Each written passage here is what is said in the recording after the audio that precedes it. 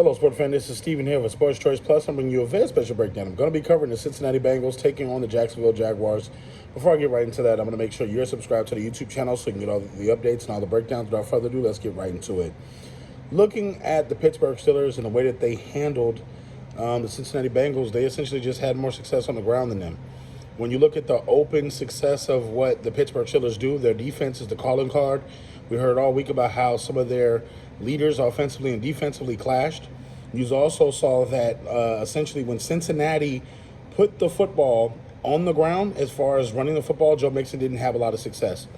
Joe Burrow not being there allows teams to just basically line up in the box and tee off on the quarterback. When you think about everything that this team is built off of, it's built off great wide receivers. It's built off of Joe Burrow. It's built off the run game being an addition, and they pass to run, not run to pass.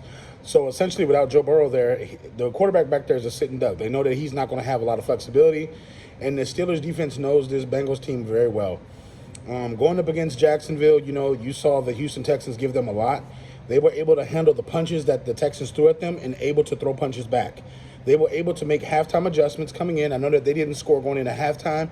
A lot of people question Coach P and essentially why he didn't essentially go for the field goal, but, I mean, he's being aggressive.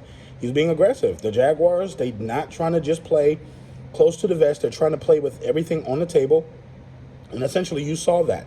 It didn't end up biting them in the end. They were able to get the victory against the Texans, but you see he trusts Trevor Lawrence. You see he trusts Travis Etienne. You see that he trusts the guys that are on his offense, and he trusts them to go for it, even if it's the last play before they half, even if it potentially could mean if they don't get it, they're not scoring before they go into half. He's trying things to make sure this team stays aggressive and make sure he kept the other team on their toes. So in this one here, it's going to be difficult because you have a Jaguars team that is very inconsistent at times, but they do have a lot of talent on that team. So the better quarterback in this matchup is Trevor Lawrence. The better run game in this is the Jaguars. The better wide receiving core right now because of the quarterback is the Jaguars. So you got to keep in mind there's so many things stacked against the Bengals in this one. I don't expect the Bengals to score a lot of points, and that's why they're going to lose this football game. I feel like Trevor Lawrence and them can easily put up 20 points and easily blow this game out the water because I don't feel like the Bengals can keep up with them. Without Joe Burrow, they are not the same football team.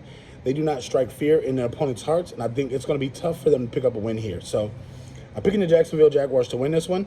I don't see it being a blowout, but I don't see it being a close game either. So are you Jaguars fans? Are you Bengals fans? Get in the comment section below. Definitely check out Sports Choice Plus, and we'll see you on the very next episode.